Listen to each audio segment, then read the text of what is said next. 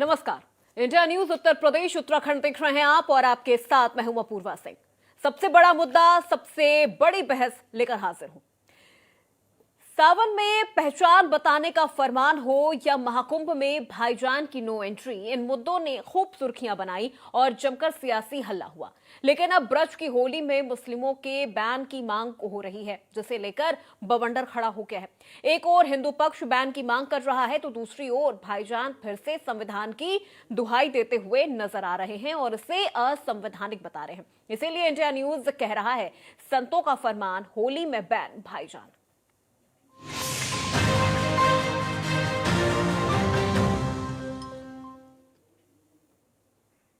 श्री कृष्ण जन्मभूमि संघर्ष न्यास संगठन ने होली पर मुसलमानों की दुकान न लगाने की मांग की है। इस बाबत राष्ट्रीय अध्यक्ष दिनेश शर्मा ने अपने खून से सूबे के मुखिया योगी आदित्यनाथ को पत्र लिखा है। मिठाइयों में थूकने और रंगों में मिलावट करने का हवाला देते हुए मुसलमानों की दुकानें न लगवाने की मांग की जा रही है, ताकि होली में शांति भंग न हो। बैन की मांग जैसे उठी वैसे ही मुस्लिम समाज उस संविधान और धार्मिक स्वतंत्रता की राग अलापने लगा। ऑल इंडिया मुस्लिम जमात के राष्ट्रीय अध्यक्ष मौलाना शहाबुद्दीन बरेलवी ने दुकानों की पाबंदी को गैर संवैधानिक बता दिया। साथ ही हिंदू मुस्लिम एकता वाली ढपली पर सवालों की चोट कर दी।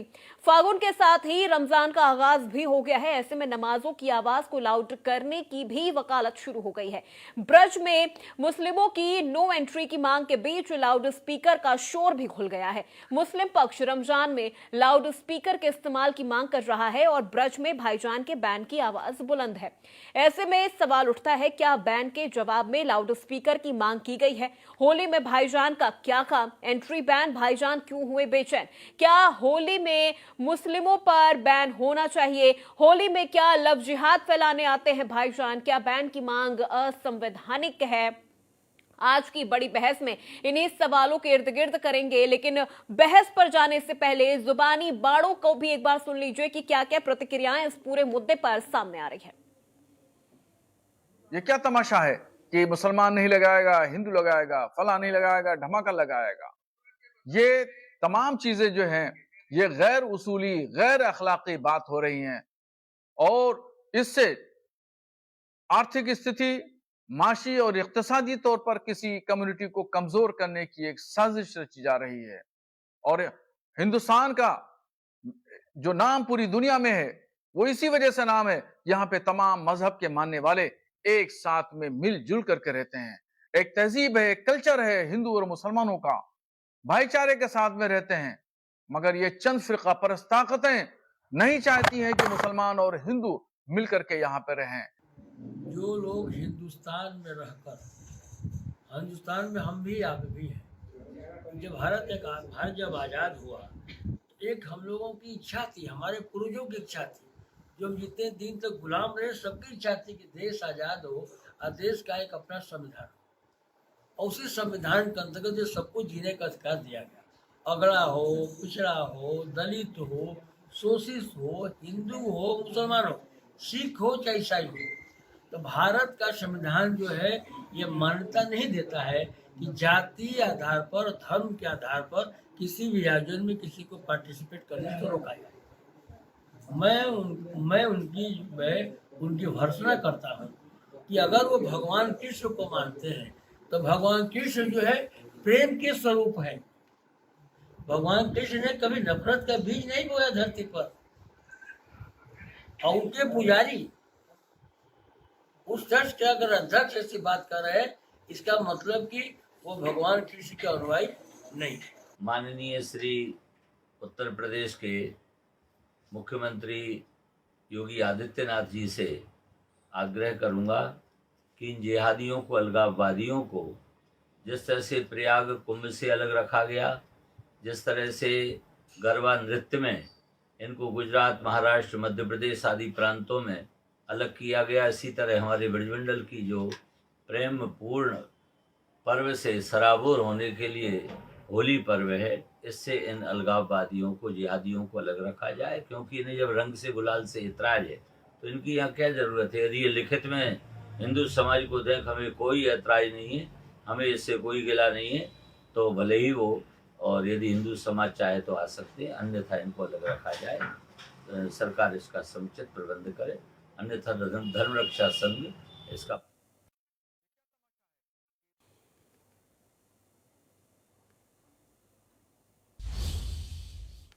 तो आपने प्रतिक्रियाएं भी सुन ली। अलग अलग तरह की प्रतिक्रियाएं सामने आ रही हैं और अब सीधे चर्चा की शुरुआत करते हैं। सबसे पहले मेहमानों से आपका परिचय करवा देते हैं। देशबंधु दीक्षित नेता बीजेपी हमारे साथ जुड़ चुके हैं। अशोक तिवारी सपा का पक्ष रखेंगे। अशोक तिवारी जी, बहुत स्वागत है आपका। शोएब सिद्दीकी मुस्लिम स्कॉलर हमारे साथ जुड़ चुके हैं। दिनेश शर्मा अध्यक्ष कृष्ण जन्मभूमि के हमारे साथ जुड़ चुके हैं। दिनेश जी, बहुत स्वागत है आपका। और मनीष अग्रवाल राजनीतिक विश्लेषक भी हमारे साथ जुड़े हुए हैं। आप सभी मेहमानों का बहुत स्वागत है।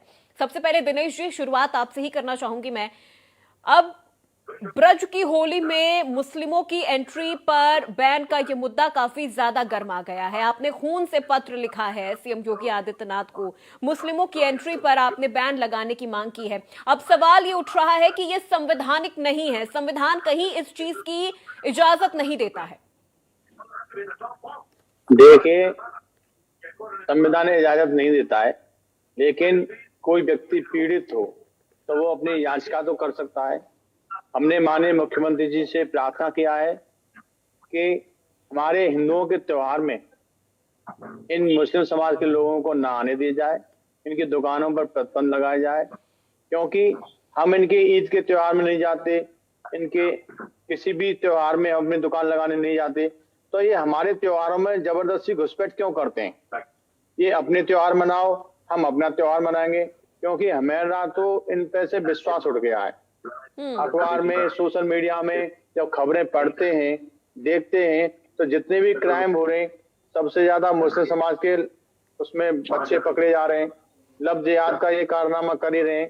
तो हमें नहीं लगता कि इनके आने से कोई स्थिति सुधरेगी, इनके आने से माहौल बिगड़ेगा।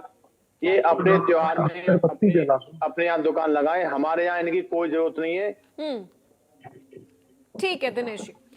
शोएब सिद्दीकी साहब, क्या इस पर आप जवाब देना चाहेंगे कि हिंदू अपना त्योहार अपने समाज के लोगों के साथ मनाए, मुस्लिम वर्ग अपना त्योहार अपने समाज के लोगों के साथ मनाए, किसी को एक दूसरे में घुलने मिलने की जरूरत नहीं है?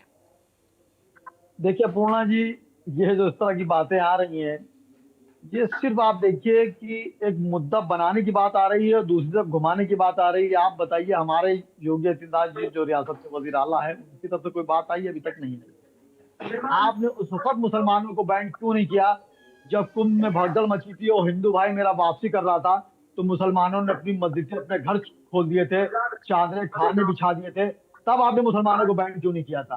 आप देखिए होता क्या है कि अभी हमारे जो मुल्क के वजीर आजम है नरेंद्र मोदी जी, उनको पूरा दुनिया जानती है। अगर उनके खिलाफ कोई जुमला हम बोल दें तो उनका इजाफा हो ना हो मेरी शोहरत हो जाएगी कि शोएब सिद्दीकी कौन है जिन्होंने प्रधानमंत्री के खिलाफ कुछ बोल दिया। तो इस तरह सस्ती शोहरत पाने की बात होती है। मैं आपको बता चलूं अपूर्णा जी, गोरखपुर जो मठ है जहाँ योगी आदित्यनाथ जी की कर्म भूमि है, वहां पे जनवरी में खिचड़ी का मेला लगता है और वहां पे 70% सिर्फ मुसलमान भाइयों की दुकान लगती है। मैं आपको आंखों देखी बता रहा हूँ, ये नहीं सुना नहीं बता रहा हूँ। वहां 70% मुसलमानों की दुकान लगती है और वहां पे सामान बहुत सस्ता होता है, जिनकी कीमत है 70 रुपए 60 रुपए। तो उसको योगी जी के वहां पे लोग कह देते हैं कि इसमें को कर ना लगाए, कोई भी हिंदू मुस्लिम हो वो सही दाम से ले जाए, जिससे एक पैगाम अच्छा जाए। आप वहां क्यों रोक लगा देते हैं? ये सस्ती शोहरत पाने के लिए आप बात कर रहे हैं। अभी वहां पर आप देखिए अजमेर शरीफ का मामला था, वहां लोगों ने जिन्होंने मुकदमा किया हमारे बड़े भाई वकील साहब से, उन्होंने प्रधानमंत्री कह दिया वहां चादर ना भेजे, क्या आपके जाने चादर वहां नहीं गई? इस तरह सस्ती शोहरत पाने की कोई तरह बात ना करें। आज मुसलमानों को उस वक्त बैन क्यों लगाया जब मुल्क की आजादी में मुसलमानों खून दे दिया था और मुल्क आजाद हुआ था? आपने कहा कि अभी हमारे दिनेश भाई ने खून से खत लिखा, बहुत अच्छी बात है, खून से खत लिखा, लेकिन निगेटिव बात क्या लिखा? मुसलमान ने तो पॉजिटिव किया, खून दे के मुल्क को आजाद कराया। तो इस तरह की बातें आप ना करें। हमेशा हमारे मुख्यमंत्री ने, प्रधानमंत्री ने कभी मंदिर आम पर आके इस तरह की बातें नहीं करी। आप बताइए, रमजान शरीफ में कल भी मैंने आपको डिबेट में मुबारकबाद लोगों को दी थी। आप बताइए, आज संडे है अपूर्णा जी, और चैलेंज के साथ मैं कह रहा हूं कि 80% मुसलमान दुकानें नहीं है, 70% हिंदू भाई की दुकान है, जहां मुसलमान बगैर भेदभाव के खजूरें ले रहा है, कपड़े ले रहा है, वगैरह वगैरह ले रहा है। वहां पे आपने बैन नहीं किया। इस तरह की बातें कह के मुल्क को बांटने की कोशिश ना करें। आज आप देखिए रात में, आप देखिए रात भर अमीनाबाद है, नखाद है, वगैरह, ऑल इंडिया में हिंदू की दुकानें सबसे ज्यादा हैं। और किसी मुसलमान ने, आप बताइए, पैगाम दिया कि हिंदू की दुकान से ना लो? ऐसा कुछ नहीं है। आप हिंदू मुसलमान को बांटने की कोशिश ना करें। हमारे मुल्क के वजीर आलम देखिए, अभी दुबई गए, सऊदी अरब गए, ज्यादातर वो मुस्लिम ममालिक का दौरा कर रहे हैं और वहां से उनको अवार्ड मिल रहा है। जब तक उनकी जबान से कोई बात नहीं आएगी या हमारे योगी आदित्यनाथ जी की जबान से कोई बात नहीं आएगी, हम इस बात को नहीं मानेंगे।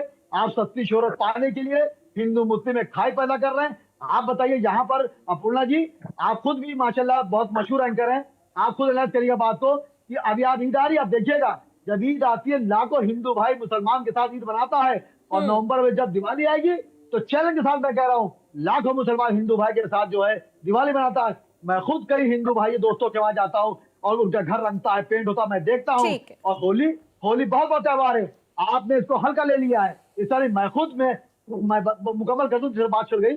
आप देखिए होली कितना बड़ा त्योहार होता है, ये दिवाली के बाद बड़ा त्योहार होली है। आप इस तरह छोटी छोटी बातें करके आप देखिए बिखेरने की कोशिश कर रहे हैं। हमारे प्रधानमंत्री और मुख्यमंत्री समेटने की बात कर रहे हैं हिंदू मुस्लिम को, आप बिखेरने की बात कर रहे हैं। आप देखिए आपका सबसे बड़ा अच्छा त्योहार जो होता है वो रक्षाबंधन होता है। मेरी बहन, मेरी बेटी जो है, एक सेकंड जी, मेरी बेटी फातिमा जहरा अपने भाई मोहम्मद अहमद के राखी बांधती है। ये शुएब सिद्दीकी आपको नेशनल इसी कह रहा है कि मुसलमानों को भी पैगाम पहुंचे जो सस्ती शोहरत पाने के लिए कभी कुछ ऐसे जुमले बोल देते हैं कि आप मुसलमान को तकलीफ होती है। तो मेरी गुजारिश रहेगी इन छोटे लोगों से और आपके चैनल से, प्रधानमंत्री से भी और मुख्यमंत्री से भी, कि आप इस तरह की बातों पर गौर ना करें और जो मुल्क बढ़ने की तरक्की पे कामजन है वो होता रहे। जिसको सस्ती शोहरत पानी है वो सस्ती शोहरत पाता रहेगा। मुझे मुल्क को दोबारा नहीं बटने देना है। मुल्क में मुसलमानों ने भी जान दी, हिंदू भाई ने जान दी थी, मैं मुल्क बटने नहीं दूंगा। चलिए ठीक है। देशबंधु साहब, सस्ती लोकप्रियता पाने की कोशिश की जा रही है, देश को बांटा जा रहा है, ऐसी कोशिश की जा रही है। आखिर ये जो फैसला दिया गया है या फिर जो ये मांग की जा रही है, ये पूरी तरह से असंवैधानिक है, ऐसा मुस्लिम पक्ष की तरफ से कहा जा रहा है। इस पे बीजेपी की क्या प्रतिक्रिया है? नहीं, सबसे पहले आज की महत्वपूर्ण चर्चा में यहाँ उपस्थित सभी पैनलिस्टों को नमस्कार और आपके इंडिया न्यूज के सभी दर्शकों को अभिवादन करता हूँ, नमस्कार करता हूँ। देखिए, जैसा आपने बहुत महत्वपूर्ण चर्चा में उठाया, तो देखिए भारतीय जनता पार्टी का शीर्ष नेतृत्व हो, चाहे हमारी केंद्र की सरकार हो, चाहे यशस्वी प्रधानमंत्री हो, चाहे उत्तर प्रदेश के लोकप्रिय मुख्यमंत्री योगी आदित्यनाथ हो, हम भारतीय जनता पार्टी का प्रवक्ता होने के नाते मैं बड़ी जिम्मेदारी से कहता हूँ कि भारतीय जनता पार्टी की कोई भी ऐसी नीति नहीं है जो हिंदू, मुस्लिम, सिख, ईसाई के बीच न हो। हमने जो भी योजनाएं लाई सभी जाति धर्मों को ध्यान में रख के लाई और भारतवर्ष की प्रगति और विकसित भारत के विजन को, जो प्रधानमंत्री का विजन है, उसको ध्यान में रख के लाई। और रही बात जो आप कह रहे हैं, इस प्रकार की जो सस्ती लोकप्रियता या अफवाह या जातिवाद, क्षेत्रवाद, संप्रदाय के नाम पे जो क्षेत्र बांटने का हो, बहुत मैं भी जानता हूँ, आप भी जानती है, एक एंकर है कि हिंदू मुस्लिमी तहजीब का या इस देश की आजादी के लिए अगर करोड़ों हिंदुओं ने जान ली तो लाखों मुस्लिम भाइयों ने भी जान ली। तो इस प्रकार को देश को बांटने वाली जो असंवैधानिक ताकतें हैं उनको हमारे श्रद्धेय मुख्यमंत्री और यशस्वी प्रधानमंत्री बढ़ने नहीं देंगे। और इस प्रकार की अफवाह या गलत बातें फैलाना समाज में न्यायोचित नहीं है। ये तो सामान्य रूप से बात है और ये जगविदित है कि हिंदू मुस्लिम बाजार में कोई भी सामान लगा सकता है, किसी को रोक नहीं, और हिंदू भाई मुसलमान दुकान से खरीदारी कर सकते हैं। क्योंकि देशबंधु जी, इसी तरह की मांग महाकुंभ के दौरान भी हमने देखी। जब महाकुंभ की शुरुआत हो रही थी उस वक्त भी इस तरह की मांगे उठी थी कि मुस्लिम जो समुदाय के लोग हैं उन्हें महाकुंभ क्षेत्र में किसी तरह की कोई दुकानें न लगाने दी जाए, ना उनको वहां पर एंट्री करने दी जाए। और अब ये पूरा मुद्दा अब उठ के होली पर आ गया है कि ब्रज की होली में एंट्री बैन कर दी जाए। और अब ऐसे में देखा जाता है तो ब्रज की होली में शामिल होने के लिए तो देश भर से, दुनिया भर से लोग आते हैं, कई विदेशी भी आते हैं जो कैथोलिक धर्म को मानने वाले हैं। नहीं, देखिए, महाकुंभ का आयोजन आपने देखा विश्व का बहुत बड़ा आयोजन रहा 144 वर्षों बाद, और ऐतिहासिक आयोजन और सफलता के लिए आप भारतीय जनता पार्टी और यशस्वी मुख्यमंत्री को मैं हृदय तल से कोटि कोटि धन्यवाद देना चाहता हूं कि 66 करोड़ लोगों ने के आस्था एक छोटे से एरिया में आपने देखा 66 करोड़ लोग आए और अपनी आस्था का वंदन करते हुए वहां पुण्य गंगा जल में स्नान किया। और रही बात वहां दुकान लगाने की, तो अभी आपके चैनल पे भी एक लोगों का उसी को मैं समाहित करने आ रहा था, तो करोड़ों मुस्लिम और करोड़ों हिंदू जो है इलाहाबाद प्रयागराज के जिले में निवास करते हैं और सबके दरवाजे खुल गए थे।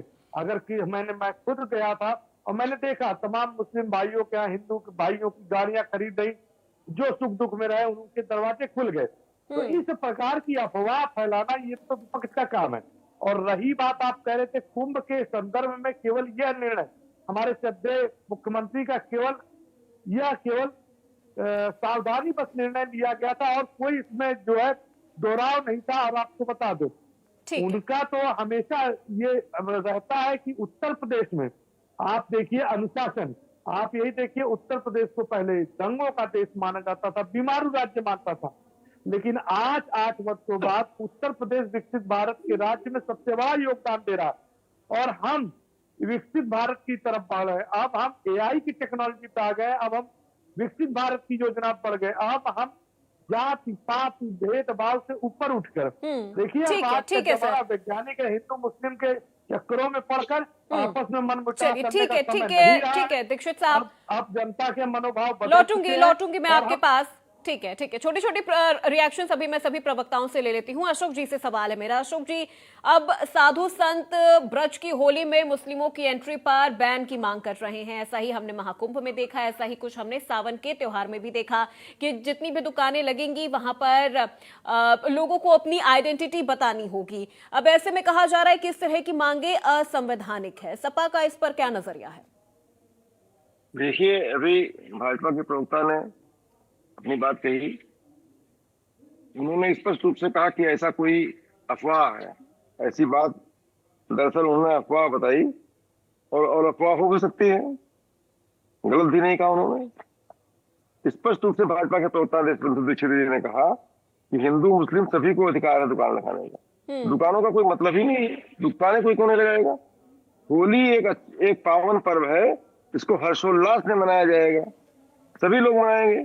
जो होली मानते हैं वो मनाएंगे, जो नहीं मानते वो नहीं मनाएंगे, लेकिन जो सनातनी है वो तो होली मनाएंगे ही मनाएंगे। बहुत ही बड़ा त्योहार है होली का। दिवाली हो, होली हो, ईद हो, ईद भी मनाई जाती है। ईद में भी हिंदू मुस्लिम सभी दुकान लगाते हैं। हिंदू भी चिकन के कपड़े बेचता है, हिंदू भी जो है खजूर बेचता है, तमाम चीजें हिंदू बेचता है। ऐसी दुर्भावना हमारे देश में न कभी थी, न कभी है, न कभी आगे रहेगी। हमारा देश एक है, अखंड है, आपसी समरसता है, आपसी वैमनस्यता नहीं है हमारे यहाँ। लेकिन हिंदू धर्मगुरुओं का ये तर्क दिया जा रहा है, उनकी तरफ से ये तर्क दिया जा रहा है कि जो समुदाय सनातन को मानता नहीं है, सनातन के बारे में जानता नहीं है, ना ही उनका सनातन धर्म पर कोई किसी तरह का कोई विश्वास है, तो फिर वो यहाँ पर दुकान लगाकर करेंगे क्या? वो हमारी देखिए जो पवित्रता है वो नहीं समझ पाएंगे। अपूर्वा जी, आप कोई भी नैरेटिव ले आए, हम उस पर कोई टिप्पणी करेंगे ही नहीं। सर, ये मेरा पर्सनल नैरेटिव नहीं है ना, ये मेरा पर्सनल नैरेटिव नहीं है। देखिए अपूर्वा जी, मैं स्पष्ट रूप से कह रहा हूँ, आपके कुछ भी कह देने से तो हम बोलेंगे नहीं उस पर। सच्चाई है, भाजपा के प्रवक्ता ने भी अभी स्पष्ट रूप से कह दिया, वो भी इससे आगे नहीं कह सकते हैं। संविधान के तहत बंधे हुए हैं, भाजपा पार्टी भी संविधान के तहत बंधी हुई है, उससे ऊपर नहीं जा सकती। भले उसमें कुछ लोग इधर उधर के बयान देते रहते हैं, लेकिन जो है आज के भाजपा के प्रवक्ता देशबंधु दीक्षित जी ने सही बयान दिया है।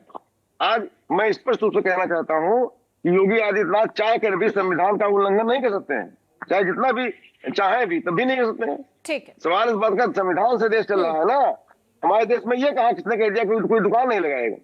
अरे होली, हम होली मनाएंगे, वो अपना ईद मनाएंगे, हम उनके साथ मिलजुल के मिलाएंगे, वो हमारे साथ मिलजुल के मिलाएंगे। अच्छी बात है, ये अच्छी परंपरा है, स्वस्थ परंपरा है। हमारे देश में एकता, अखंडता, आपसी भाईचारे को बहुत बड़ी जगह है। हमारी संस्कृति, सनातन संस्कृति ही सबको सर्वग्राही संस्कृति है, सबको प्यार देती है। हमारा संविधान सभी धर्मों का आदर करता है, सभी धर्मों को समान अधिकार प्राप्त है। यहाँ पर ऐसी कोई बात है ही नहीं। चंद लोगों के अफवाह फैलाने से, चंद लोगों के बात करने से वो कोई स्वीकार थोड़ी करेगा उस चीज को। चलिए ठीक है, ठीक है अशोक जी, लौटूंगी मैं आपके पास। मनीष अग्रवाल, राजनीतिक विश्लेषक, एक बार उनका रुख कर लेते हैं, उसके बाद फिर मैं सीधे दिनेश जी का रुख करूंगी। मनीष जी, राजनीतिक तौर पर आप इसे किस तरह से देखते हैं? क्या धर्म के नाम पर चीजें की जा रही हैं? साधु संत कह रहे हैं कि हम यहाँ पर मुसलमानों की एंट्री पर बैन चाहते हैं, ये संवैधानिक है? किस तरह से आप इसे देखते हैं? अपूर्वा जी, मुझे ऐसा लगता है कि आज कम से कम आदरणीय योगी आदित्यनाथ जी की सरकार में उत्तर प्रदेश में इन विषयों पे डिबेट होने लगी है। ये एक सरकार का अचीवमेंट है। मैं आपकी डिबेट सुन रहा था, सब लोग कह रहे हैं संविधान का पालन करेंगे, जो संविधान कहेगा वो करेंगे, बहुत अच्छा है। भाईचारा निभाना चाहिए, लेकिन अभी तक भाईचारा सिर्फ सनातनियों को ही निभाना पड़ता था। आप संविधान का पालन करते हो, बहुत अच्छी बात है, लेकिन क्या संविधान जब कानून पास करता है ट्रिपल तलाक पे, तो उसका विरोध क्यों करा जाता है? कि आप संविधान का विरोध कर रहे हो, क्या प्रदर्शित करना चाहते हो? जब वक्फ बोर्ड पे एक कानून पास हो रहा है, केंद्र सरकार उसे पास कर रही है, तो उसका विरोध क्यों करा जाता है? वहां पे आप सनातन का सम्मान या इसका सम्मान क्यों नहीं करते? संविधान का, आपको संविधान का सम्मान करने की परिभाषा को रेखांकित करना पड़ेगा। जहां पे आपको संविधान सूट करता है, वहां पे आप संविधान का पालन करोगे। जहां पे आपको संविधान सूट नहीं करता, वहां पे आप संविधान का पालन नहीं करोगे। ये चीजें अब नहीं हो पाएंगी। आज का जो शासन है, संविधान दोनों तरफ से पालन में आएगा। जो चीज आपके लिए हित में है, आपको ऐसा लगता है आप उसको मानते हो, दूसरे को नहीं मानते हो। यही आज हिंदू धर्म गुरुओं की अगर कोई मांग है, उन्होंने कोई चीज रखी है, सरकार उस पर अपना निर्णय लेगी, सरकार सक्षम है उसमें अपना निर्णय लेने के लिए। लेकिन संविधान को मानने की परिभाषा हिंदू मुसलमान सारे धर्मों के लिए एक होनी चाहिए। अगर सरकार कोई कानून पास करती है, सुप्रीम कोर्ट कोई कानून पास करता है, तो फिर उसको सबको मानना पड़ेगा।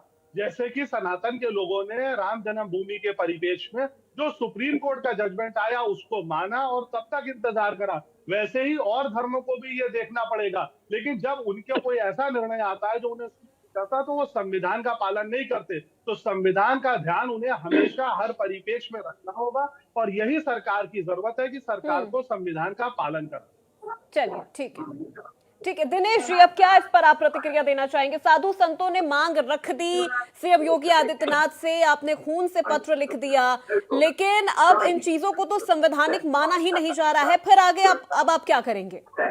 देखिए, संविधान की बात करते हैं, अपने ऊपर इन लोगों को खुद ही विश्वास नहीं है।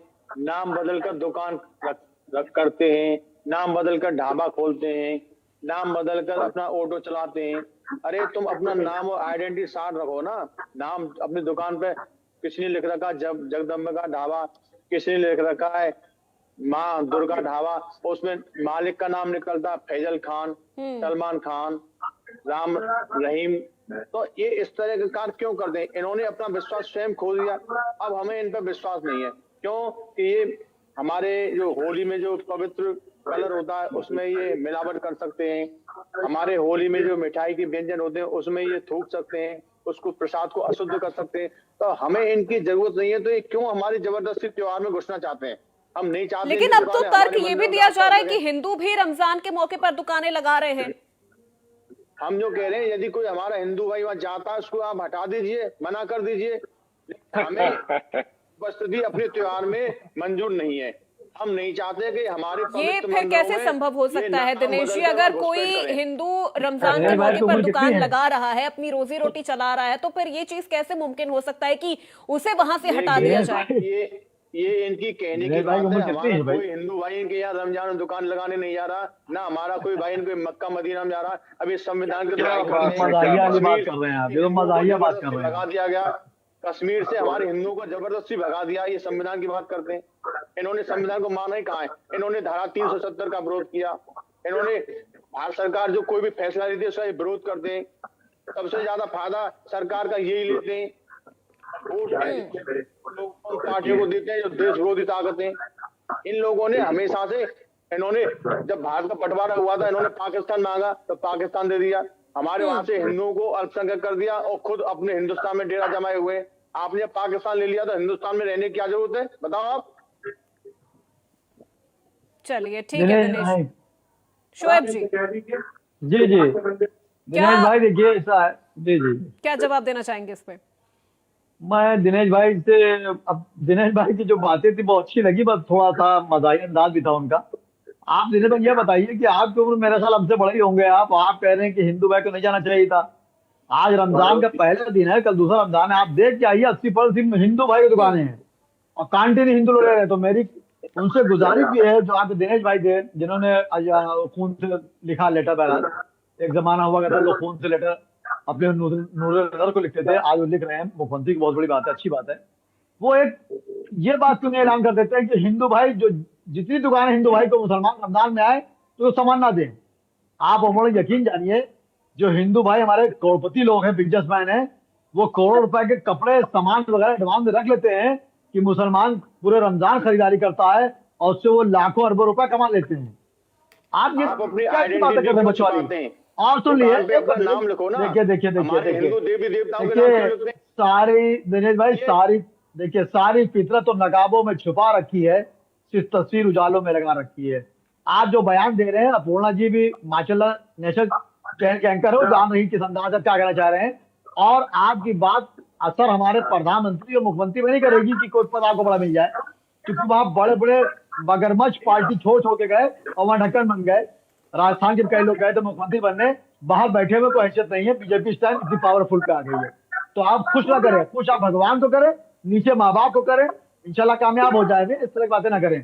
ये मुल्क गंगा जमनी की तहरीक की मिसाल था, जहाँ पे अपूर्णा जी दुनिया के हर मजहब के लोग पाए जाते हैं, हर त्योहार एक दूसरे को मिलकर होता है। नाम लिखिए ना, अपना ओरिजिनल नाम, मेरा नाम हिंदू देवी देवताओं का नाम क्यों लिखते हैं अपनी दुकानों पर? अपना ओरिजिनल नाम लिखिए। देखिए एक बात समझ लिए दिनेश भाई, मैं पक्का हिंदुस्तानी हूँ, मेरा नाम शोएब सिद्दीकी है और मैं बचपन से लिखता आ रहा हूँ सारे जहां से अच्छा हिंदुस्तान हमारा। हमारी फेसबुक खाली है, हाई स्कूल के पेपर में लिखा था, मैंने इंटरव्यू लिखा था, लिखा था। एक सुन लिए बात सुन लिए, अपने भाई हर समुदाय में अच्छे बुरे होते हैं। आप लिख के दिए कि आपके वहां आदमी अच्छा है, लिख के दिया चलन के साथ। और आप भाईचारे की बात करते हैं, बताइए शासकों ने हमारे मंदिरों पे अवैध कब्जा कर लिया था, आप लोग हटा लीजिए, हम भाईचारा निभाने को तैयार है। क्यों नहीं हटाते आप अपने मंदिरों? देखिए फिर अब ये डिबेट दूसरी हो जाएगी। जब मुल्क आजाद हुआ था, एक सेकंड, जब मुल्क आजाद हुआ था तो देखिए मुल्क आजाद, सुनिए अभी दिनेश सुनिए, जब मुल्क आजाद हुआ था तो तय हो गया था, जो इस अमेंडमेंट हुआ था कि जो इस तरह की चीजें बनी हुई है उनका अमेंडमेंट नहीं होगा। जबरदस्ती कब्जा रखोगे? कब्जा कौन क्या कर रहा है आप भी जान रहे हैं। कब्जा कौन क्या कर रहा है दिनेश भाई आप भी जान रहे हैं। कहने मतलब ये है कि रमजान शरीफ चल रहा है, अयोध्या को तो रमजान चल रहा है, अभी काशी मथुरा बाकी है, आप काशी से अवैध कब्जा डालो, मथुरा से। अरे ठीक है, हम संविधान को मानते हैं। देखिए मैं संविधान को मानता हूँ, जो फैसला आएगा सर आंखों पे आएगा। लोअर कोर्ट से आ रहे हैं, हाई कोर्ट जाएंगे, हाई कोर्ट से आ रहे हैं, सुप्रीम कोर्ट जाएंगे, जाएंगे। आपको पता है औरंगजेब क्यों नहीं चाह रहे? अरे मैं तो भाईचारा जिंदगी भर करता चला रहा हूँ। आप कहिए ना, ठीक है चैनल पे कहिए भाई जो है किसी मुसलमान को सामान ना देखे रमजान में, आपकी कोई बात मान ले। देखिए आप कितने बताइए चैनल से कहिए। अरे फिर सुनिए, आप कह रहे हैं चैलेंज से, आप कहिए चैनल से कि मेरे हिंदू भाई किसी भी मुसलमान को रमजान शरीफ में सामान ना दें, आपकी कोई बात मान ले, गर्दन कटवा ले, कहिए सवाल नहीं करते। आप बताइए दिनेश भाई, एक चीज दिनेश भाई मैं आपकी सुन लीजिए। देखिए जो बाजार में लोग सामान बेचते हैं, एक मिसाल छोटी देर रहेगा, गहराई तक जाइएगा कि बच्चों को गरीबी का पता चल गया, शायद उठ जाते हैं रमजान में सेहरी नहीं करते। एक बच्चा गुब्बारे बेच के खुश हो रहा है और एक बच्चा गुब्बारे खरीद के खुश हो रहा है, तीसरा बच्चा उस गुब्बारे को फोड़ के खुश हो रहा है। अब आप बताइए जो बच्चा गुब्बारे बेच रहा है उसके घर पर हालात क्या होंगे? वो मासूम बच्चा जो पढ़ने की उम्र उसकी है, अकेले आप इस तरह की। चलिए ठीक है दिनेश शोएब जी, चलिए सर लौटूंगी आपके पास। ठीक है सर लौटूंगी आपके पास। दिनेश जी शोएब जी, हमारे प्रधानमंत्री कोई ऐसी बात नहीं करते हैं और वो कोई कानून पास करेंगे मेरे सर। ठीक है सर, ठीक है अब एक सेकंड हरकत करेगा वो कतई मंजूर नहीं होगी संविधान में। ठीक है चलिए ठीक है। देशबंधु जी से मेरा सवाल है, देशबंधु जी से मेरा सवाल है। एक मिनट सर रुक जाइए दिनेश जी रुक जाइए, शोएब जी एक सेकंड। देशबंधु जी से मेरा सवाल है। देशबंधु जी ये तर्क दिया जा रहा है कि होली की एंट्री नहीं, वहां पर उन्हें दुकान लगाने की अनुमति है क्योंकि वो सनातन की पवित्रता को नहीं समझ रहे हैं, ये तर्क दिया जा रहा है बार बार।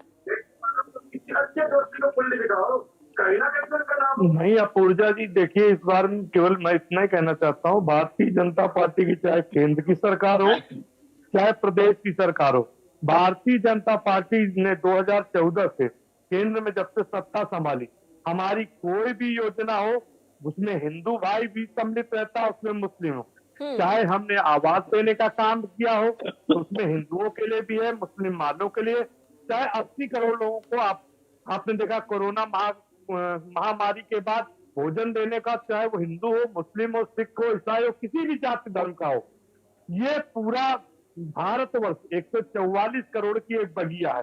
भारतीय जनता पार्टी की जो भी योजनाएं है, हिंदू की है, गरीब की है, मुसलमान की है, किसान की है, रोजगार की है, युवाओं की है।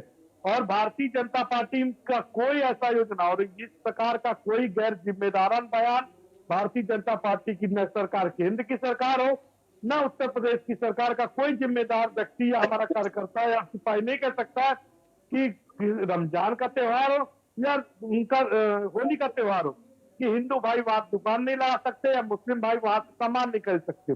देखिए हमारा जो है भारतवर्ष हमेशा, और जहां तक सनातन की बात है, मैं दिनेश जी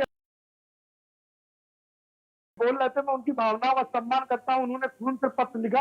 लेकिन आपको बता दें, जैसे अभी उपचुनाव हुआ था, बहराइच में कुछ घटनाएं हुई, जुलूस निकल रहा था, तो इस प्रकार के कुछ असामाजिक तत्व हैं जो जाति धर्म के नाम पे हमेशा, और आपने जब देखा होगा उत्तर प्रदेश में जब चुनाव आता है, जब चुनाव की बेला आती है, तब आपको बता दें केवल जाति धर्म के नाम पे खाली हमारे लोगों को, प्रदेश को तोड़ने का काम किया जाता है, एक प्रकार की अराजकता फैलाने का। और संविधान में सामाजिक तत्व है या अराजक तत्व जो समाज में फैले हैं, जो प्रदेश को तोड़ने का काम करते हैं, जो देश को तोड़ने का काम, और जाति धर्म के नाम पे मजहबी दंगे फैलाने का काम करते, और ये जो उन्माद फैलाने का काम करते हैं, वो देश को तोड़ने पे, और ये भारतीय जनता पार्टी न कभी होने देगी। ये देश हमेशा एकता अनेकता का देश रहा है, वसुधैव कुटुंबकम की भावना। हाँ, किसी की भावना हो सकती है, आहत हो सकती है, लेकिन आपको बता दे भारतीय जनता पार्टी की कोई योजना हो, वो हमेशा देश के हित में, गरीबों के हित में, युवाओं के हित में, महिलाओं के हित में रहती है। और कहीं से भी भारतीय जनता पार्टी न देश को तोड़ने का काम करती है, न प्रदेश को तोड़ने का काम। हमारे यहाँ सारे त्योहार जो चाहे हिंदू भाई मनाता हो, चाहे मुस्लिम भाई, सिख, हम सब मिलजुल कर मनाते हैं, एक साथ मनाते हैं। लेकिन ये इस प्रकार के दुकान पर अपना ओरिजिनल नाम लिखिए ना, दुकान पर हिंदू का नाम क्यों लिख दो, अपना नाम लिखो दुकान पर, हमारे देवी का नाम क्यों लिख दो। मैं आपकी दिनेश भाई इस बात में एक बात जोड़, तो हाँ ये बात गलत है। यही सब जो चीजें भ्रामक चीजें जो फैलाई जाती हैं, उसी के मद्देनजर हमारे श्रद्धेय लोकप्रिय मुख्यमंत्री जी सावधानी बच्चों कहते हैं। ठीक है, अशोक जी से अशोक जी की प्रतिक्रिया ले लेते हैं। अशोक जी देखिए यहाँ पर, चलिए ठीक है देशबंधु जी, मैं आऊंगी आपके पास। अशोक जी, धर्म रक्षा संघ के राष्ट्रीय संयोजक हैं आचार्य बद्रीश जी, जिन्होंने ये कहा है कि गुजरात, महाराष्ट्र और मध्य प्रदेश में जिस तरह से नवरात्र के दिनों में गरबा जब खेला जाता है तो उस वक्त वहां पर मुस्लिमों के प्रवेश को पूरी तरह से बंद कर दिया जाता है, ऐसा उत्तर प्रदेश में भी होना चाहिए। जी देखिए, किस प्रदेश में क्या अनुशासन बनाने के लिए क्या किया जाता है, वो उस प्रदेश का विषय होता है। हर प्रदेश अपने अपने प्रदेश को अपने अपने तरीके से चलाते हैं। जहां तक अभी भारतीय जनता पार्टी के प्रवक्ता ने कहा, बहुत संयमित होकर कहा, बहुत ही संतुलित भाषा में कहा उन्होंने, और उनकी भाषा हमें ठीक लगी, देशबंधु दीक्षित जी की। भाजपा के प्रवक्ता है लेकिन अपनी बात अच्छे से रखी उन्होंने, बहुत संयमित तरीके से रखी। और ये बात मैं तारीफ करता हूं उनकी इस बात की कि जो है कहीं से भी संविधान के दायरे में जो आता है वही हमें करना होता है। और दुकान लगाना, चाहे हिंदू के त्योहार में मुस्लिम दुकान लगाते हैं, चाहे मुस्लिम त्योहार में हिंदू दुकान लगाते हैं, ये दुकानें तो हमेशा लगती हैं। दुकानें कोई खाली त्योहारों को तो लगती नहीं है, विशेष रूप से हमेशा लगती हैं दुकानें। और दुकानें लगाने को कोई रोक नहीं सकता है। आप बीच में न बोले। अभी भाजपा के प्रवक्ता ने, भाई साहब, सर जी, आदरणीय जी, भाजपा के प्रवक्ता ने कहा है कि जो उपद्रवी हैं, जो उपद्रव पैदा करते हैं, जो उन्माद पैदा करते हैं, ऐसे लोगों के खिलाफ है, भाजपा भी खिलाफ है ऐसे लोगों के। ऐसा वो कह रहे थे, जो भले है कि नहीं है, लेकिन ऐसा वो कह रहे थे। तो आपने भी सुना, उनको सुना, आपने बहुत प्रयास किया उनसे बुलवाने का, उन्होंने कुछ नहीं बोला आपके पक्ष में। सच्चाई ये है कि आप अगर गलत काम करें, अगर आप कोई चीज उन्माद फैलाएंगे तो गलत चीज है। अब मैं इतनी बात कहूंगा कि सबको अधिकार है संविधान के हिसाब से, देश को अधिकार है, और योगी जी से आप मांग करिए, मांग करने कौन रोकता है, मांग करते रहिए, वो क्या करेंगे क्या नहीं करेंगे ये उनके अधिकार क्षेत्र की बात है। जी चलिए ठीक है। अपना नाम लिखने में क्या बुराई है आदरणीय महोदय? चलिए ठीक है दिनेश जी, मैं आऊंगी आपके पास। एक बार मनीष जी का पक्ष ले लेते हैं, मनीष जी की प्रतिक्रिया जान लेते हैं। मनीष जी देखिए, शाही ईदगाह इंतजामिया कमेटी के सचिव हैं तनवीर अहमद, उन्होंने इस बयान को फूट डालने वाला कहा है। और जैसा कि अभी आपने सपा प्रवक्ता को भी सुना होगा, बीजेपी प्रवक्ता को भी सुना होगा, उन्होंने कहा दुकान आज कोई पहली बार नहीं लग रहा है, ना ही इन खास मौकों पर स्पेशली लगाया जाता है, ये तो बहुत समय पहले से लग रहा है, रोजी रोटी का सवाल है। तो अब ऐसे में आगे ये चीजें कहां जाकर रुकेंगी? देखिए, मुझे ऐसा लगता है कि मांग सबकी जायज या नाजायज ये तो सरकार तय करेगी। दुकानें लगाने में कोई परेशानी नहीं है, इस पे कोई रोक नहीं है, ना सरकार की तरफ से ऐसा कोई स्टेटमेंट दिया गया है। लेकिन जिस जाति विशेष के आप त्योहार में दुकान लगा रहे हैं, आपको उसकी भावनाओं का सम्मान करना पड़ेगा। जैसे बार बार दिनेश जी कह रहे थे कि अपना ओरिजिनल नाम लिखना चाहिए, ये चीज कुंभ के पहले भी हुई थी। आपको अपनी जानकारी देने में क्या समस्या है? आप किसी के धर्म के नाम को क्यों दुरुपयोग कर रहे हैं? अगर ऐसा कोई भी प्रकरण आता है तो सरकार के पास पूरे अधिकार है, सरकार को उसकी जांच करनी चाहिए और जो कानूनन सही है वो करना चाहिए। क्योंकि जब कुंभ में भी ये डिस्कशन आया था तो वहां पे भी ये कहा गया था कि ये कानून कांग्रेस की सरकार के समय का था कि जो भी दुकान खुल रही है उसका जो भी रजिस्ट्रेशन है, जो भी चीजें हैं, वो सही तरीके से अंकित करनी चाहिए। और अगर उससे समाज में कोई भ्रम फैल रहा है, चाहे वो असामाजिक तत्व है, तो सरकार का ये दायित्व है कि सरकार को उसको ध्यान देना चाहिए। दोनों तरफ के धर्मगुरु सरकार से ये अपेक्षा कर रहे हैं और सरकार को ये आकर्षित कर रहे हैं कि इस तरीके की चीजें ना हो पाए। तो मुझे लगता है सरकार को इस पे एक सकारात्मक पहल करते हुए ऐसी चीजों का ध्यान रखना चाहिए। लेकिन साथ ही साथ अगर कोई नाम बदल के, धर्म बदल के इस तरीके की चीजें प्रसारित कर रहा है, जैसे कभी कभी हमें देखने को मिलता है, तो उस पर जरूर कंट्रोल करना चाहिए, जिससे किसी भी समाज की धार्मिक भावनाएं आहत ना हो और वो किसी गलत परिपेक्ष में समाज में ना जाए। क्योंकि अभी कुछ दिन पहले हमने उत्तर प्रदेश में देखा होगा, बहराइच जैसी घटनाएं भी होती हैं जहां पे एक व्यक्ति का धर्म की भावनाएं आहत होती हैं और उन प्रकरणों से सामाजिक वैमनस्य बढ़ता है। तो दुकानों पे नाम की प्रक्रिया के बारे में सरकार को जरूर ध्यान देना चाहिए। चलिए ठीक है दिनेश जी, अब आपसे सवाल मेरा ये कि देखिए, आपने जो ये मांग की है, सबसे पहला सवाल तो यही है कि आप इस मांग को कितना जायज मानते हैं। और इसी से जुड़ा एक और सवाल है कि अब देखिए देश में त्योहार तो हर साल, हर महीने, हर दिन कहीं ना कहीं होते रहते हैं। देश के अलग अलग कोने में त्योहार तो हमेशा रहते हैं। अभी होली खत्म होगी, उसके बाद कोई त्योहार आ जाएगा, नवरात्रि है, फिर दिवाली है। तो ये चीजें कहाँ जाकर रुकेंगी? ये मांग कब तक इस तरह से चलती रहेगी? देखिए, ये होली का पवित्र त्योहार, इसमें देश विदेश से हमारे सनातनी हिंदू आते हैं, उसमें विदेशी भी आते हैं, जो कैथलिक धर्म को मानते हैं विदेशी वो भी आते हैं और वो ऊपर दुकान पर नाम पढ़ते हैं, नाम पढ़कर अपना सामान लेते हैं और वो ये उनकी आस्था है।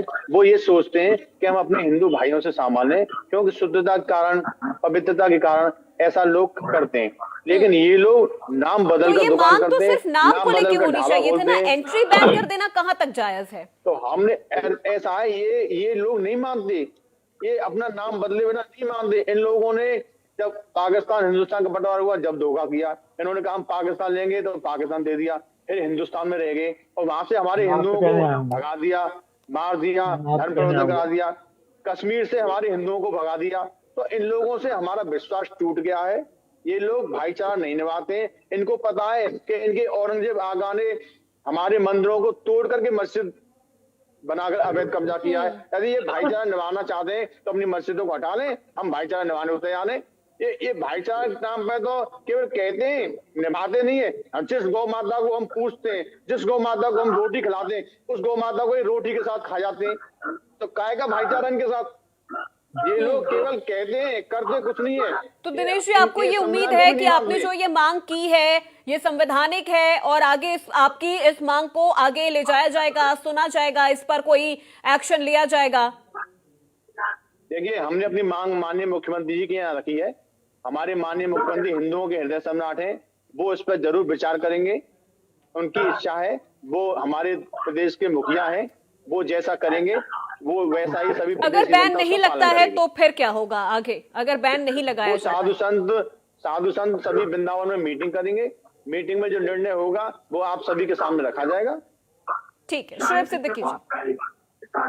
देखिए पूर्णा जी, इसमें आप जरा बारीकी गौर से देखिए, जिसका बार बार इस बात पे कह रहे हैं कि खून से लेटर लिखा इसमें नहीं आना चाहिए। आपको 2023 में याद होगा, शाहरुख खान जो आज वर्ल्ड फेमस एक्टर हैं, उनकी फिल्म पठान आ रही थी, पूरे इंडिया में बगावत हो रही थी कि वो फिल्म रिलीज ना हो पाए। जब प्रधानमंत्री देखा कि उनकी पार्टी के सांसद वगैरह भी इसमें इन्वॉल्व हो रहे हैं कि ना लगे, तब उन्होंने फिल्म रिलीज होने चंद दिन पहले एक बात कही, अपनी पार्टी को नसीहत दी अपने बड़े बड़े मंत्री सांसदों को कि आप जो है अपनी पार्टी पे ध्यान दें, ना कि फिल्मों पे ध्यान दें। तो लोग समझ गए इशारा उनका, और वो पठान फिल्म में रिकॉर्ड तोड़ दिया। तो ये चीज हमेशा ख्याल रखिए पूर्णा जी, जिस चीज को जितना दबाया जाएगा वो उतना उभरेगी। आप बताइए, छोटी बातें आप कर रहे हैं, क्या मुख्यमंत्री का यही टाइम है कि वो यही देखते रहे? अरे आप देखिए, रमजान शरीफ आपका चल रहा है, 14 तारीख को होली है, पूरा प्रदेश उनको देखना है। उसके बाद अब 16 करोड़ 20 करोड़ की आबादी है, उसमें आप जरा शोषा छोड़ दिया तो उस पर ध्यान देंगे? सवाल नहीं पैदा, ध्यान देंगे वो, उनको आगे चलना है। और मैंने हमेशा एक बात आपसे कही कि सस्ती शोहरत पाने के लिए इस तरह के जुमले ना कसे। हिंदू भाई की जो गंगा जमनी की मिसाल रखनी है, और सुनिए नाम, और सुनिए, और नाम की जो बात कर, सुनिए नाम की जो, मैंने पूर्णा जी आप एक मिनट दिनेश जी, पहले आप जवाब सुन लीजिए शोएब जी का, उसके बाद फिर आप बोलिएगा। कल ही आप देखिए, मैंने रमजान शरीफ की मुबारकबाद आपकी चैनल दी, आपने भी तो शुक्रिया अदा किया। और आप बताइए, क्या दिनेश जी का नहीं फर्ज बनता है कि रमजान मुबारक बोले? मैं तो दिवाली बोलता हूँ, रमजान बोलता हूँ, होली बोलता हूँ। मैंने हमेशा कहा कि सबसे बड़ा मेरा हिंदू भाई मज़ारों पर जाता है, कभी आपने नहीं बोला। आपके जहन में खोट है कि मुसलमानों को तबाह बर्बाद कर देना है। हमारे प्रधानमंत्री और मुख्यमंत्री जब तक अपनी जबान से नहीं कहेंगे, मैं नहीं मानूंगा। आप बताइए, प्रशासन मेरा इतना एक्टिव है, मौलाना खालिद फरंगी महल ईदगाह में लखनऊ में आज तुम्हें कमिश्नर तक आए थे और कहा कि आप टेंशन न लिए, हर तरह के इंतजाम हैं। कल भी तरावी वहां पे हुई, अभी भी तरावी वहां चल रही है। आप बताइए, वहां एटमॉस्फेयर इतना अच्छा है, वहाँ हिंदू भाई को गाड़ी लिखाई कर रहे हैं, पानी पिला रहा है, कुछ पिला रहा है। चंद होते हैं हर समुदाय में, हर पार्टी में, कि हल्का शोषण छोड़ दिया। मैंने आपसे पहले ही बात कही कि अगर मुख्यमंत्री खिलाफ मैं को बयान दूंगा तो उनकी शोहरत में बढ़ोतरी हो ना हो, चूहे तो लोग जान जाएंगे। तो वो मुख्यमंत्री इतनी बातों गौर करेंगे। आप बताइए, 90 हिंदू भाई मेरा इस टाइम करोड़पति अरबपति हो जाएगा मुसलमानों की खरीदारी से, आपकी बात मान लेगा? अरे अगर आप चैलेंज के साथ आप अपने बयान तो दिए कि हिंदू भाइयों मेरी गुजारिश है कि आप मुसलमान से रमजान में कोई सामान ना बेचिएगा उनको, चाहे घर में फाके हो जाए, देखिए कौन मान लेता है। हो सकता है आपका सगा को नहीं माने। तो इस तरह की सस्ती शोहरत पाने के लिए मुल्क को बांटने की कोशिश ना करें। और जो जिस तरह माहौल चल रहा है, आप देखिए, कोई बात होती है लोग कहते हैं मुसलमान मुसलमान मुसलमान। ट्रिपल तलाक, आपने एक बात बहुत अच्छी कही, मुझे अच्छा लगा, ट्रिपल तलाक बात करी। ट्रिपल तलाक कानून पास हुआ, उसमें जाहिर सी बात बढ़ोतरी कम हुई है, लेकिन संविधान ऐसा चीज है। हिंदुस्तान में देखिए क्या होता है, यहाँ पर मुस्लिम लॉ जो है वो अलग है, हमारा शरीयत से चलता है, उसको हम कैसे मान लेंगे? कुछ चीजें अमेंडमेंट जैसे प्रधानमंत्री ने कहा था, मानने कही गई है, मानी जाएगी। आप किसी धर्म को आप एक तरफा हटा नहीं सकते, उसमें अमेंडमेंट कर सकते हैं, बड़े बड़े आलिमों को बुलाया जाएगा। अभी वक्त बोर्ड में देखिए पूर्णा जी, आखिर मुख्यमंत्री प्रधान सबको बुला नहीं बुलाया। चलिए ठीक है शोएब जी, आऊंगी मैं आपके पास। ठीक है सर, प्रतिक्रिया ले लेती हूँ देशबंधु जी से। देशबंधु जी, देखिए, अब जिस तरह से जो मांग की जा रही है लगातार साधु संतों की तरफ से कि ब्रज की होली में मुस्लिमों की एंट्री पर बैन लगा दिया जाए, क्या इसका कोई और समाधान हो सकता है कि मुस्लिम पक्ष भी खुश रहे, हिंदू पक्ष भी खुश रहे, और जिस तरह की पवित्रता बनाने की कोशिश की जा रही है, या फिर जो पवित्रता है सनातनियों की, वो भी ना बिगड़े? नहीं, देखिए, सबसे पहले बात तो मैं कह दूं, हिंदुस्तान में सभी जाति धर्म के लोगों को अपना त्योहार सुसंगठित अनुशासन तरीके से मनाने का हमारे संविधान ने पूर्ण अधिकार दिया। ये कहा जा रहा है कि अगर मुस्लिमों की एंट्री होती है तो अशांति फैल जाएगी, तो कोई बीच का रास्ता सर निकाला जाए? नहीं, देखिए, बीच का रास्ता कोई नहीं। देखिए, मैंने आपको बता दिया, कुछ उद्दंडता फैला, जैसे अभी किसी महानुभाव ने बहराइच की घटना का जिक्र किया, कुछ असामाजिक तत्व हर जगह होते हैं। और आपको बता दे, सत्य है तो असत्य है। और दिनेश भाई की भी मैं भावनाओं का सम्मान करता हूँ कि जो बात कही उसको मैं इंगित करता हूँ कि हमें अपनी पहचान नहीं छुपानी चाहिए। अगर आप भी अपूर्वा जी, इस बात से आप इनकार नहीं कर सकते। लेकिन रही बात, तो उनकी भावनाओं को इतना जहाज नहीं करना चाहिए कि जिससे एक दूसरे में वैमनस्य पैदा हो जाए। देखिए, हम गंगा यमुना तहजीब पे रहे हैं, और भारतीय जनता पार्टी हमेशा चाहती है कि हम शांति और व्यवस्था के साथ कोई भी त्योहार, क्योंकि त्योहार हमेशा ये संदेश देता है कि हम मिलजुल कर रहें और खुशियों के साथ एक दूसरे के साथ शेयर करें। और आपने बताया सदियों आक्रांताओं ने हमारे ऊपर हमले किए, लेकिन भारत की सनातनी परंपरा की जड़ें इतनी गहरी हैं कि इतनी जल्दी नहीं टूटेंगी। और देश की इस आजादी के लिए हिंदुओं ने जितना बलिदान दिया उतना मुस्लिमों को दिया।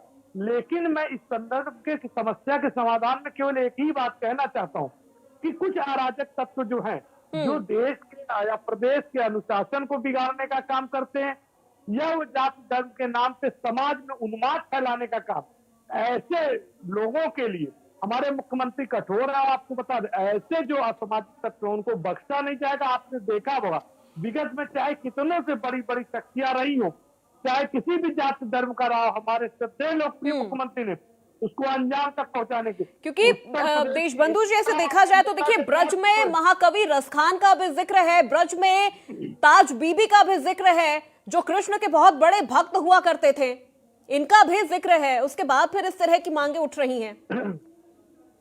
देखिए हम बोले ना, हम तो गंगा यमुनी, हम तो कबीर को भी मानते हैं, हम तो रहीम को भी मानते हैं, हम तो मौलाना आजाद को भी, अगर हम महात्मा गांधी को मानते हैं तो मौलाना अब्दुल कलाम को भी मानते हैं। और ऐसा नहीं है कि भारतीय जनता पार्टी ने करके नहीं देखा, आपने देखा हमारे राष्ट्रपति तक मुस्लिम हुए। और ऐसा कुछ नहीं है, ये देश जितना हिंदुओं का उतने मुसलमानों का। हाँ, ये व्यवस्थाएं केवल अनुशासन के लिए और त्योहार शांतिपूर्ण मनाने के लिए होना चाहिए। और संविधान ने अधिकार दिया है कि कोई भी भारतीय व्यक्ति अपनी दुकान लगा सकता है और सामान कहीं से भी खरीद सकता है। हाँ, जो उन्माद फैला सकता है, जो जातिवाद, क्षेत्रवाद, संप्रदाय के बाद समाज बांटने का काम करता है, भारतीय जनता पार्टी की चाहे केंद्र की सरकार हो, चाहे उत्तर प्रदेश के सदैव मुख्यमंत्री हो, उसके साथ कठोरता के साथ। और बाकी मैं भारतीय जनता पार्टी का प्रवक्ता होने का जिम्मेदारी से इस भारत का हर नागरिक स्वतंत्र है कि वो अपना त्योहार अपनी धार्मिक आस्थाओं के साथ, खुशियों के साथ, अपने परिवार के साथ मनाए। लेकिन उससे हमारी स्वतंत्रता वहीं से खत्म हो जाती जहां किसी को हनन न हो। और हमारी ठीक है अशोक जी बीच का रास्ता निकाला जा सकता है अगर देखा जाए कि दोनों समुदाय खुश रहे, दोनों समुदाय वहां पर त्योहार मनाए, किसी की धार्मिक भावना को ठेस ना पहुंचे। जैसे नाम का जिक्र किया जा रहा था कि दुकानों के बाहर अपनी आइडेंटिटी लगा दे, ये भी एक रास्ता निकाला जा सकता है। क्योंकि अगर हम बात करें ब्रज की तो वहां पे महाकवि रसखान का भी जिक्र है, ताज बीबी का भी जिक्र है जो कृष्ण के बहुत बड़े भक्त हुआ करते थे। सरकार ने जीर्णोद्धार भी करवाया उनके समाधि स्थल का वहां पे।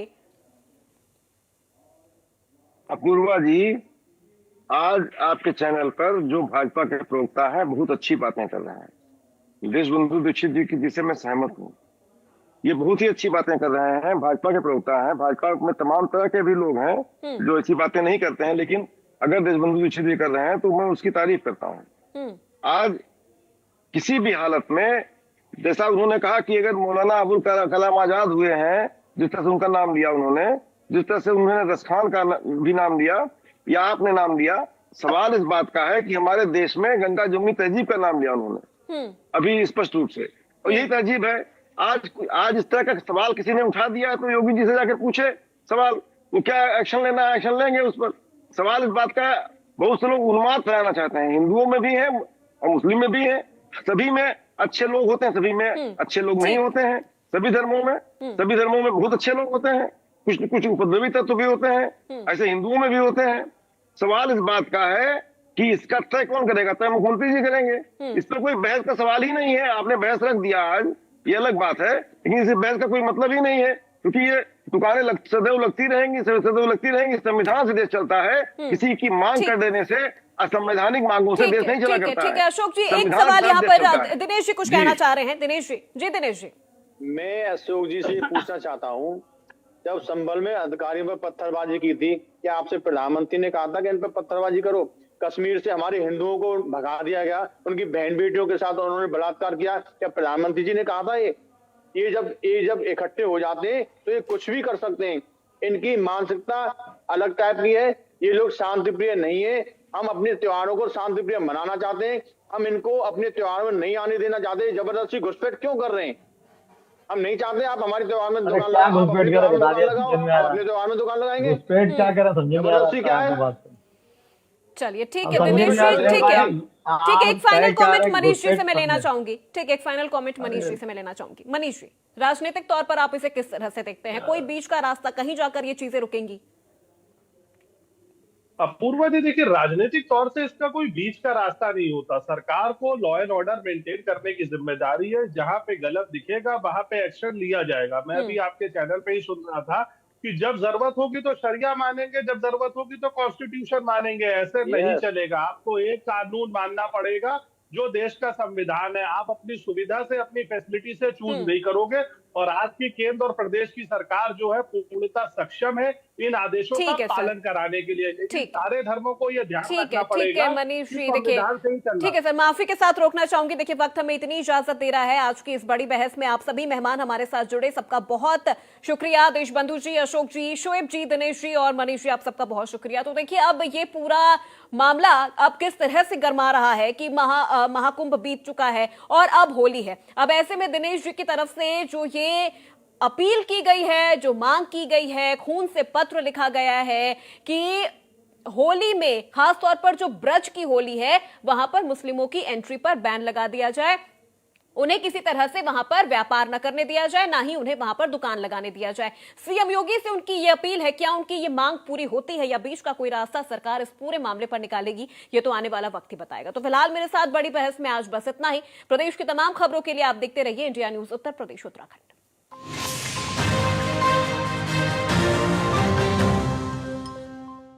सर आप बहुत लकी हैं कि आपके